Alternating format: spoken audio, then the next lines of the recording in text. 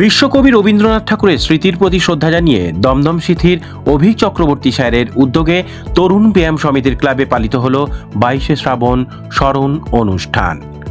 কবিগুরুর প্রয়াণ দিবসে উপলক্ষে আয়োজিত এই অনুষ্ঠানে রবীন্দ্রনাথের সাহিত্য, সঙ্গীত ও সাংস্কৃতিক ভাবধারাকে শ্রদ্ধার সঙ্গে স্মরণ করা হয়। অনুষ্ঠানের শুরুতে কবিগুরুর প্রতিকৃতিতে পুষ্পার্ঘ্য নিবেদন ও শ্রদ্ধা জ্ঞাপন করা হয়। এরপর রবীন্দ্রসঙ্গীত, আবৃত্তি, নৃত্য ও সাংস্কৃতিক পরিবেশনের মাধ্যমে কবিগুরুর সৃষ্টিকে তুলে ধরা হয়। উপস্থিত ছিলেন শিক্ষক অভিক চক্রবর্তী স্যারের কাছে পড়তে আসা সকল ছাত্রছাত্রীরা এবং অভিভাবকরাও। সকল স্টুডেন্টদের অংশগ্রহণ ছিল বেশ আন্তরিকতার ভরা। রবীন্দ্রনাথের গান ও কবিতার পাশাপাশি নাচ, আলোচনা সবকিছু নিয়েই কবিগুরুকে শ্রদ্ধাঞ্জলি জানানো হয় এদিন। অভিক স্যার জানান, নতুন প্রজন্মের মধ্যে রবীন্দ্রনাথ ঠাকুরের সাহিত্য ও সংস্কৃতির প্রতি আগ্রহ তৈরি করাই এই ধরনের অনুষ্ঠানের অন্যতম উদ্দেশ্য। অনুষ্ঠানে স্থানীয় বাসিন্দা, ক্লাব সদস্য এবং সংস্কৃতিপ্রেমী মানুষজনের উপস্থিতি ছিল বেশ উল্লেখযোগ্য। রবীন্দ্রনাথের অমর সৃষ্টি ও মানবতাবাদী দর্শনকে স্মরণ করে 22শে শ্রাবণের এই অনুষ্ঠান আবেগঘন পরিবেশের মধ্য দিয়ে সমাপ্ত হয়। 22শে শ্রাবণ আজকের দিনে কবিগুরু রবীন্দ্রনাথ ঠাকুর আমাদেরকে ছেড়ে চলে গেছিলেন।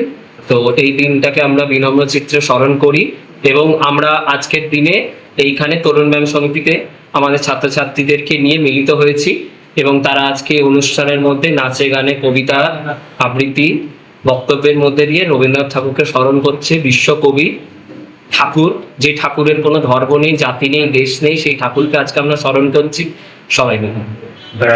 কি পারফরমেন্স করছে স্টুডেন্টরা? আমার ছাত্রছাত্রীরা এই মুহূর্তে গান করছে, কেউ গান নাচ করছে, কেউ আবৃত্তি করছে এবং বিভিন্ন রকম অনুষ্ঠানের মধ্যে দিয়ে তারা আজকে দিনটাকে সাফল্যমণ্ডিত করে তুলছে। কি বার্তা দেবেন ছাত্রছাত্রীদের?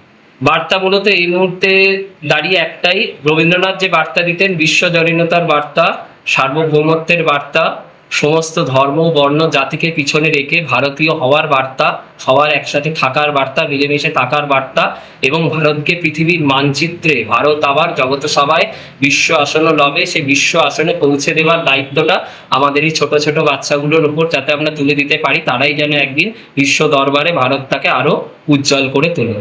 আজকে অংশগ্রহণ করেছে কোন বয়স থেকে কোন বয়সের বাচ্চা? আজকে মূলত অংশগ্রহণ করেছে এখানে ক্লাস 3 থেকে শুরু করে ক্লাস 7-8 অব্দি বাচ্চারা মূলত অংশগ্রহণ করেছে। কোন জায়গায় অনুষ্ঠানটা হচ্ছে? অনুষ্ঠানটা মূলত হচ্ছে আমাদের তরুণ ব্যায়াম সমিতি সিটিতে, আমাদের ক্লাবে, পাড়ার ক্লাব, সেখানে বাচ্চাদের আয়োজন। আপনার নামটা? আমার নাম অভিক চক্রবর্তী। অনুষ্ঠানে অভিক স্যারের ছাত্রছাত্রীদের বিভিন্ন নাচ, গান, আবৃত্তি শুনে মনে হচ্ছে রবীন্দ্রনাথ আমাদের মধ্যেই আছে। এত সুন্দরভাবে ছোট ছোট ছেলে মেয়েদের চরিত্র গঠন এবং রবীন্দ্রনাথের প্রয়াণ দিবসে এই সুন্দরভাবে রবীন্দ্রনাথকে স্মরণ করা, এটা সত্যি একটা খুব বড় প্রাপ্তি। আমি একটু নিজের সম্বন্ধে বলি, আমি কর্মসূত্রে বোলপুর শান্তিনিকেতনে থাকি। তো আজকে ছুটির জন্য এখানে আছি, তো তার ছায়ায় থাকি বলে একটা অন্য রকমের অনুভূতি।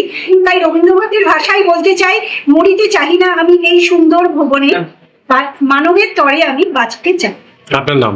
আমার নাম ডক্টর কাকলি বন্দ্যোপাধ্যায়। আমি রাজ্য সরকারের যুগ্ম অধিকর্তা হিসেবে কর্মরত কলকাতায়। তো আজকে অভিক স্যারের এই অনুষ্ঠানে আসতে পেরে সত্যি আমার খুব ভালো লাগছে। আমি আজকে খুব খুশি হয়েছি যে এই ছোট ছোট সুন্দর ছেলে মেয়েরা এত সুন্দর সাংস্কৃতিক অনুষ্ঠানের মাধ্যমে রবীন্দ্রনাথকে স্মরণ করছে। আজ রবীন্দ্রনাথকে আমরা 365 দিনই স্মরণ করি, কিন্তু আজকে এই বিশেষভাবে এই উদ্যোগের জন্য আমি অভিক স্যারকে অবশ্যই ধন্যবাদ জানাই এবং আশা করি যে ভবিষ্যতে এই জিনিস আরো হবে এবং ছেলেপুলেরা আমাদের পরবর্তী প্রজন্ম আমাদের সমস্ত সংস্কৃতির ব্যাপার এবং দেশকে অনেক দূর এগিয়ে নিয়ে যাবে। আমরা সরকারের কামনা করি। আজকে আমার নাম অজয় কুমার মল্লিক, আমি এখানেই থাকি। তো এই অনুষ্ঠান আজকে অভিক করছে, এটা খুবই ভালো লাগছে। আজকে 22শে শ্রাবণ, বলা হয় তার তিরোধান দিবস। তো আমি মনে করি যে তিনি সবসময় আমাদের মধ্যে জীবন্ত রয়েছে। তার গানে, তার কবিতায়, তার সংস্কৃতিতে তিনি আমাদের মধ্যে জীবিত।